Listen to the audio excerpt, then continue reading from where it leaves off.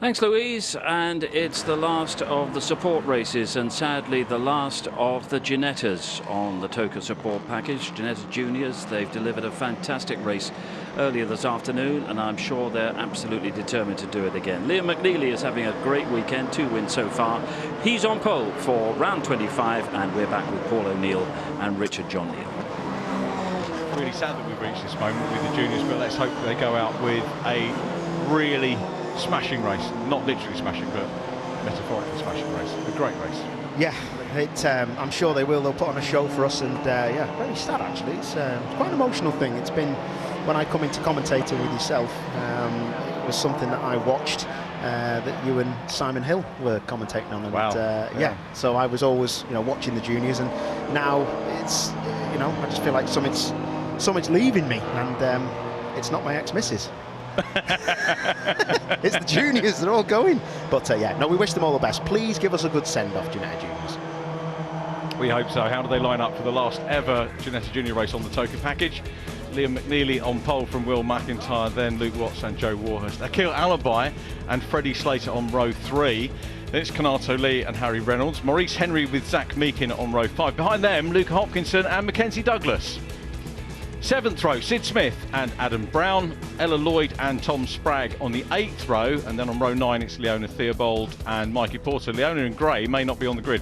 Shravan Shanmugable and Finn Harrison on row 10. The grid completed by Flynn McHardy and Alicia Parmoski. Alicia at the back having that moment in the gravel, retirement in the gravel for race 2. Was actually from, I think, 11th on the grid, was being talked up by James Gornall, her driver coach, as capable of getting a podium, and she would have been in that mix, in that big group of cars, had she not been in the gravel, I feel sure.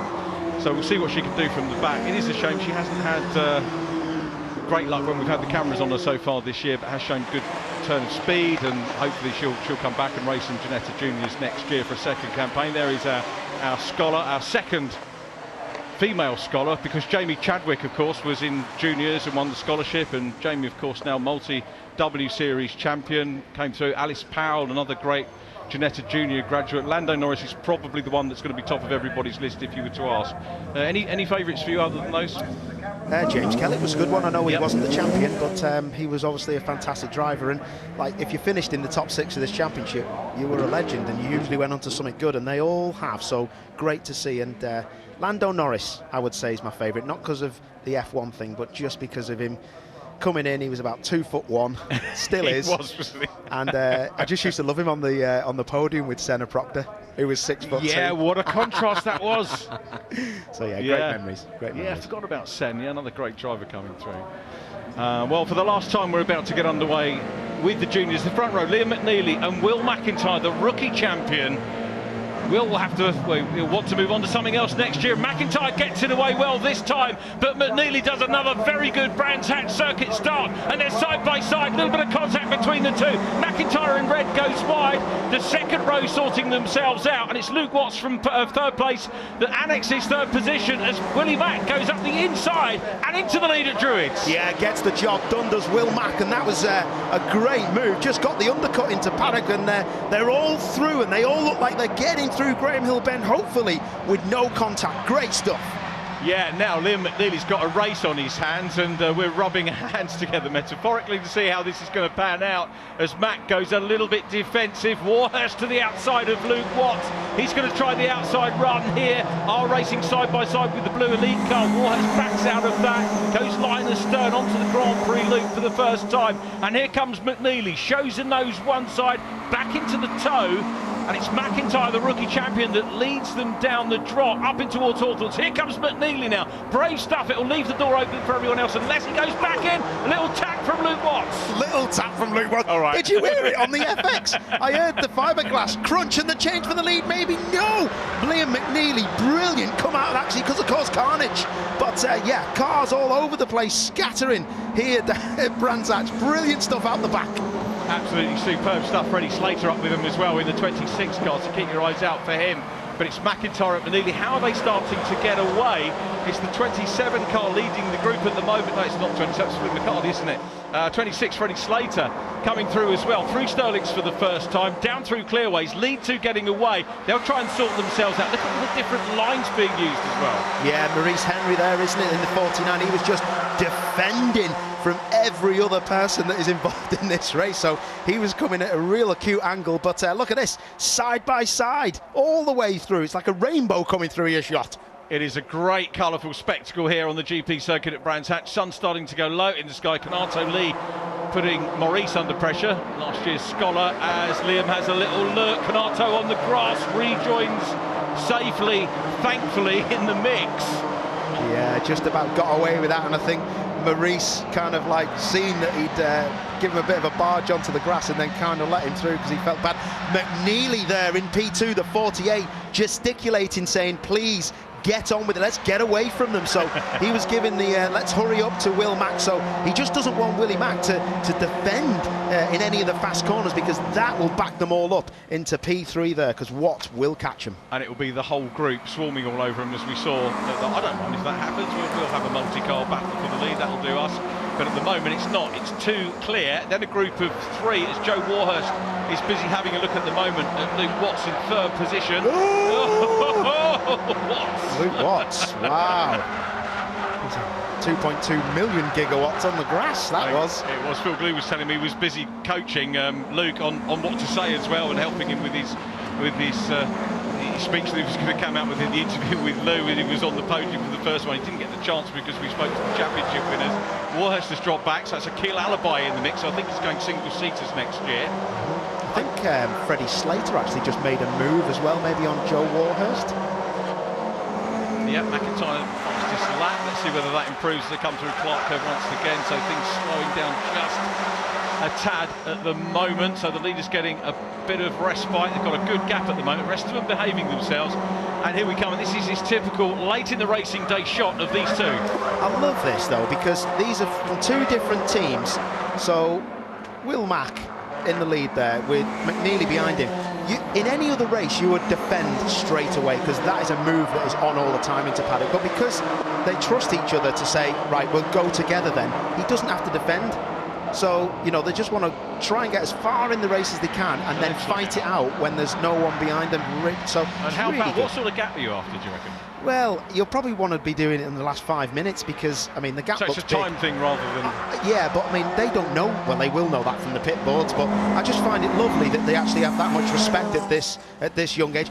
The last thing he wants is to start defending the lead, because he'll be in trouble then. But look, he doesn't defend into Hawthorns, and that is a move that's on. It's great to see that the kids working together to just have a fight later on. He could have got into GT5 Challenge this year. It was a difficult decision for him and his dad to take, a bit wide there by the race leader, but came in for Ginetta Jr. And do you know what? Although he's in the sharp end of the championship, hasn't got the win as a Keel Alibi on the inside of Joe Warhurst for 5th position. Staying in juniors, you get to race against a different kind of field to challenge, so he will have learned even more, McNeely, from that extra season in juniors. Yeah, of course, and that's the thing. And you're up against the best kids in the world here, in my humble opinion. So you want to be racing against these lot as much as you can. The boys and girls out there are the best, and it's great to see that they have so much respect against each other. They're not firing into each other. And that's not a throwaway line about the Whirlpool, because you've got Ian Aguilera from Mexico, who was with us before he ran out of points. Yeah. We've got Akil Alibi from South Africa, who is racing as well. You get Irishmen coming over, and it is properly international. Yeah, fully international. Like I said to you maybe yesterday, it reminds me of British F3 back in the day, where you know you come in, you had your first year for free, so to speak, and then the second year you look to win it, and it was people, the best people around the world racing for that title, and these are the best juniors, in my opinion, racing for the biggest prize. Nearly with the fastest lap still in P2, but working with McIntyre to try and get away. Along Cooper Straight they go. Watt's still in 3rd place, ahead of his teammate Freddie Slater. Then Keel Alibi showing his 5th, but he's actually a little bit further back now. The yellow and black car coming under pressure from Maurice Henry, the second of 3 Fox Motorsport cars in the later stages of the season. And Maurice, again with the announcement, I think there was a tendency for some of the drivers maybe to think about moving up into GT5 Challenge.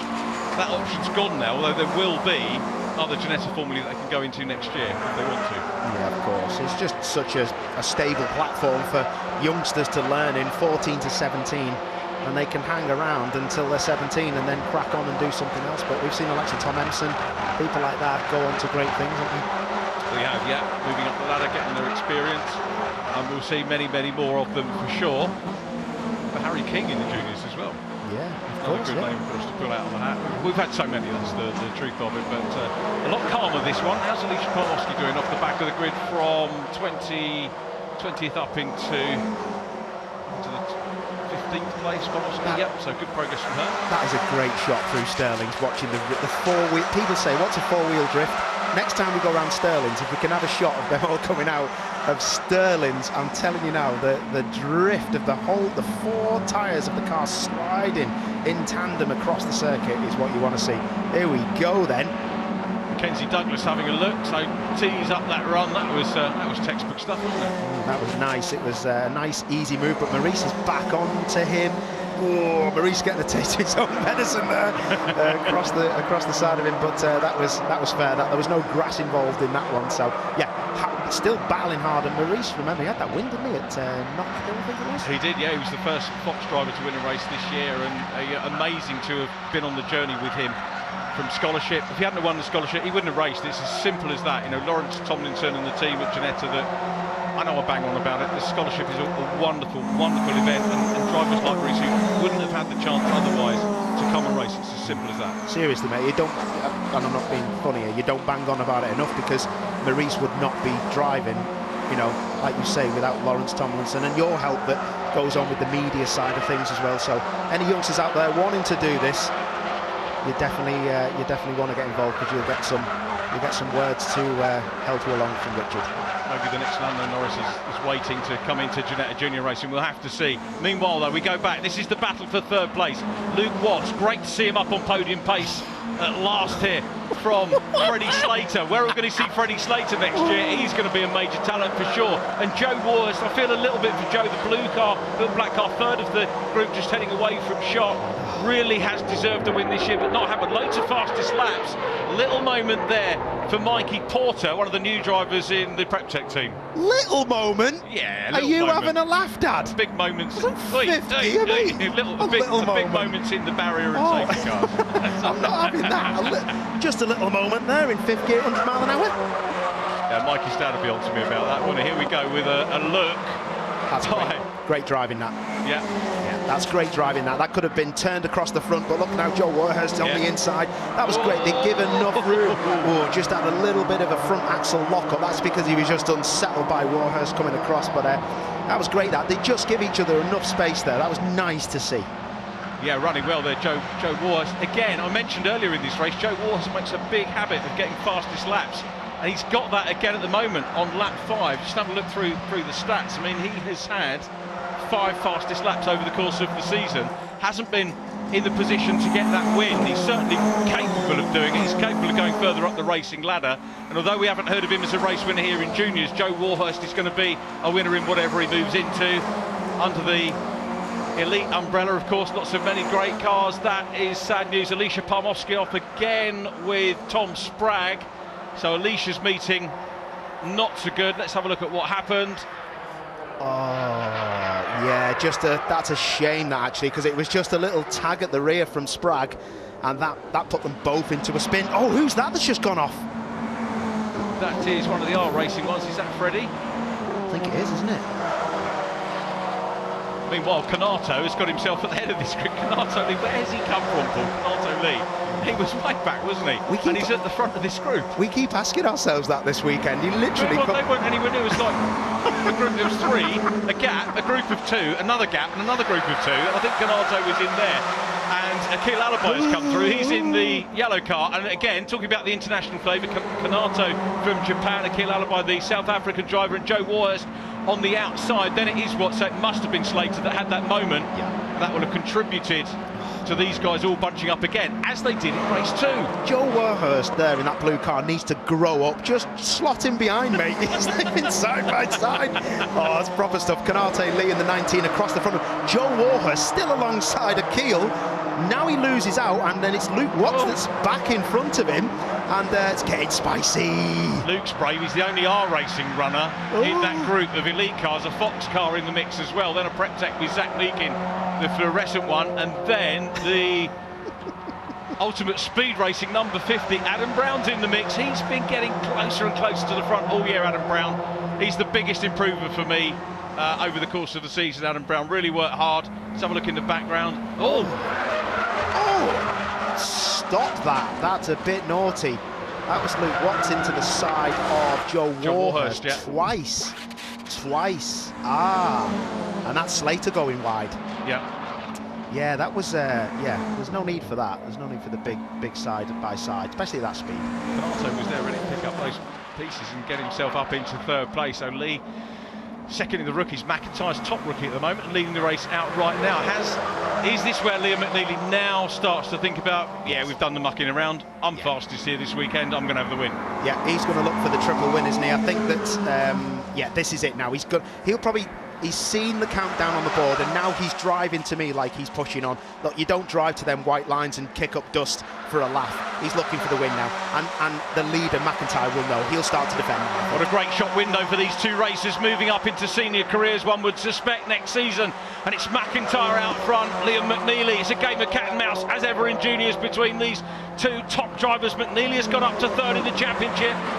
He's chasing the rookie champion, the man who's second in the overall standings, to Josh Rolich. Josh, the champion, electing, well, he didn't elect, but his dad and his management team elected that he shouldn't race in this one. Now, why has the gap come down? Because he's had a moment on the grass. He's had a little moment there in fifth gear, Richard. It was all right, okay. Just called me the master of understatement. He's understeered off the track in fifth gear. He's had a little moment there. Well, that's why you're here, to give us the driver balance. I was going to say, look at these boys now. Look at McNeely. He has kicked up some dust. He has when he's been trying to get on the back of Willie Mack here. And this is where Liam looks like he's the fastest to me through these two next corners. Hawthorne's fast fifth gear right-hander, and then the next corner, fast fourth gear corner with the right-hander coming up as they come through. This is proper stuff now. They are lit through Westfield. Liam McNeely, great lad, grown in confidence and stature, I have to say, over the years that he's been in the junior championship. Will McIntyre again has been a great lad to have in the championship and to talk to and to have a little bit of online banter with. Look at that, that is a brilliant pull. Boogity boogity. That's amazing. It's through here as well. Look at the rears of the car. They both just slide through. It's just beautiful to see that. To have that much confidence in a car at that young age is just stunning. I love to see it. I'll tell you what, I reckon McIntyre's got this. I think he has. You're right, actually. He's pulled it out, hasn't he? I mean, a minute ago he was defending because he was running wide at Westfield and Hawthorne's. But look, no, I don't know, but Liam McNeely's close. One more lap and this is it. It is game on. Yeah, last lap board's out. They will have seen that for sure. Now, is this when Liam makes the move? So many championships in UK racing when you can wait to the last lap to show your hand, play your cards. Here comes McNeely, goes wide into Druids. Might get a better run into Druids, more momentum out of it. We'll leave that. Hey, we'll go back to third place because the elite boys are having a little bit of a party there. Four of them side by side for the lead. Here they come down into Graham Hill Bend. McNeely's trying to wind it up. He's too far back to look at the inside as they go into Surtees, so he goes back out wide and try and get a run into the country. Compromise Willie Mack is now, because now the better line is for Liam McNeely. He needs to just get the lock off. Look at the drive he gets out. He's going to have to defend the lead now as they go down to Hawthorne's. He's in the draft. Has he got enough? He is defending the lead. This is going to be an epic next few corners. This is absolutely fascinating racing from the Ginetta juniors. He goes one way, he goes the other. McNeely to the outside as they go into Hawthorne's. Can't quite get it side by side, but we'll look for the cutback. Has he got the momentum? He's trying to squeeze up the inside. There's no room. He takes to the grass. Full-time job offer for anyone who wants to repair signs here at Brands Hatch. Here they come, heading out towards Dingledale, and McIntyre is still there. Oh, McIntyre give him the big squeeze, didn't he? And Liam McNeely was wise to it. But look at this now. Last two corners, grass, dust and everything. Ginetta Juniors, you've been beautiful.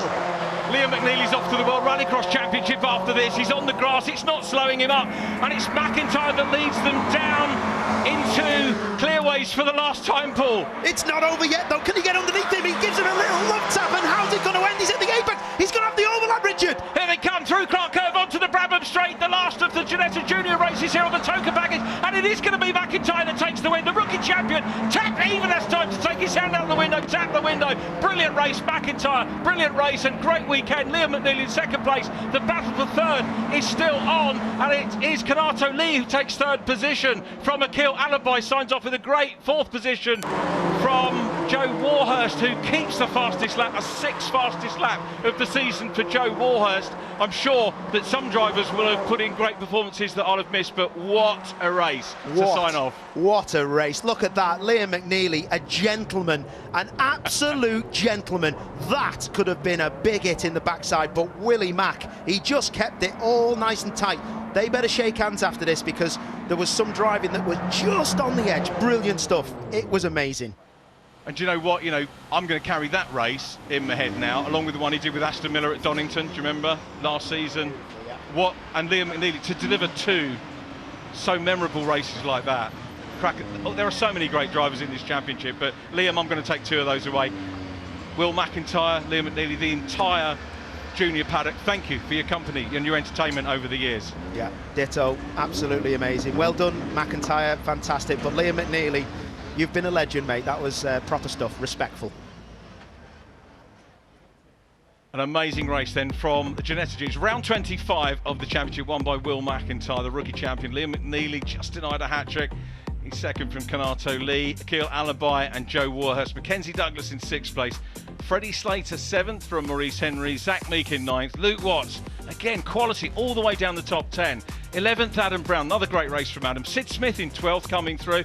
Ella Lloyd next up, great result for Ella as well. Finn Harrison and Luca Hopkinson next up. Then Flynn McHardy, Shravan Shamagable in 17th from Alicia, recovering ahead of Mikey Porter. Tom Spragg recovering, he was in 20th place as well. And do you know what? Appropriate sign-off. Did everybody finish the race, I think, there? Oh, yeah. Do you know what? I think they did. All 20 of them. Yep, fair play. And that, ladies and gentlemen, is how you do it. Everyone else should take a look at themselves in this paddock and have a watch of that.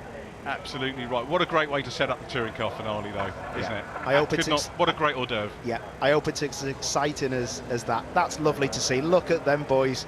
Spot on. Well done.